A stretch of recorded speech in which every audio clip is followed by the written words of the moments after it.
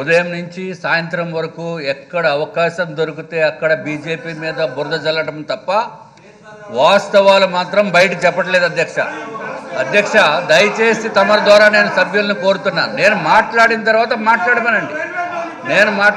అధ్యక్ష మనం Kadapa steel plant గురించి మాట్లాడుతున్నాము. వెలగపూడి రామకృష్ణ బాబు గారు రైల్వే జోన్ గురించి మాట్లాడుతున్నారు.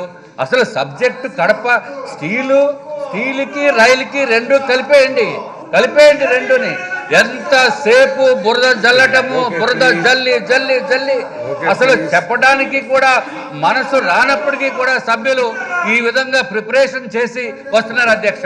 వాస్తవాల్ని తొక్కిపెట్టి అవాస్తవాల్ని ప్రజల్లోకి తీసుకెళ్లి భారతీయ జనతా పార్టీ పైన బురద జల్లటమే కార్యక్రమంగా పెట్టుకున్నారని చెప్పి ప్రజలందరూ కూడా అనుకుంటున్నారు అధ్యక్ష.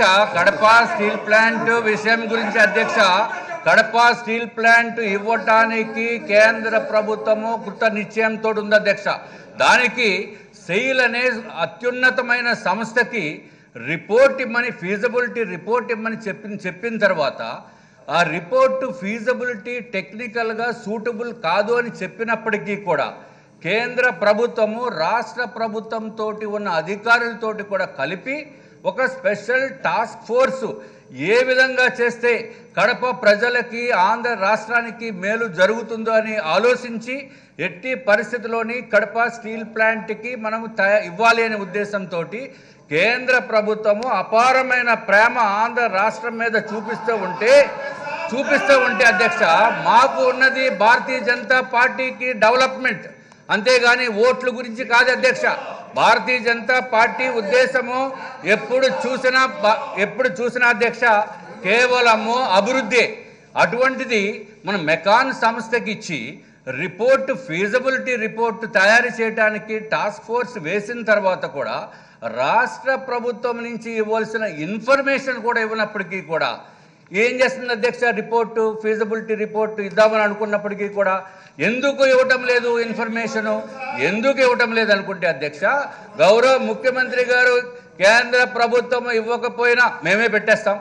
ఆఖరికి ఇప్పుడు మనం వెలగపూడి రామకృష్ణ బాబు గారు చెప్తున్నారు అధ్యక్ష రైల్వే జోన్ గురించి. ఏమాత్రం లేట్ చేసినా గౌరవ ముఖ్యమంత్రి ఆయన కూడా అరేంజ్ చేసేస్తారు రైల్వే జోన్, మేమే ఇచ్చేస్తున్నాం రైల్వే జోన్ అని చెప్తారు అధ్యక్ష. ఆఖరికి ఏ స్థాయికి వెళ్తుందంటే అధ్యక్ష, రైళ్ళని కూడా తయారు చేసి విశాఖపట్నం హెడ్ క్వార్టర్స్గా రేపు వచ్చి గౌరవ ముఖ్యమంత్రి గారు శంకుస్థాపన చేసిన ఆశ్చర్యపడవలసిన అవసరం లేదు అధ్యక్ష. అన్నిటికీ పాలిటిక్సే. డెవలప్మెంట్ చేస్తామని చెప్పినప్పటికీ కూడా పాలిటిక్స్ తోటి కావాలని ఇన్ఫర్మేషన్ ఇవ్వకుండా ఈ విధమైన చేయటం ఏ విధమైన న్యాయం అధ్యక్ష? వార్తావాణి న్యూస్ ఛానల్ ఎప్పటికప్పుడు రాజకీయ, సినీ విశేషాలు, స్పోర్ట్స్ మరియు సాంకేతిక పరమైన మరెన్నో విషయాలను మన ముందుకు తెస్తుంది. మరింత సమాచారం కొరకు వార్తావాణి న్యూస్ ఛానల్ ని సబ్స్క్రైబ్ చేయండి.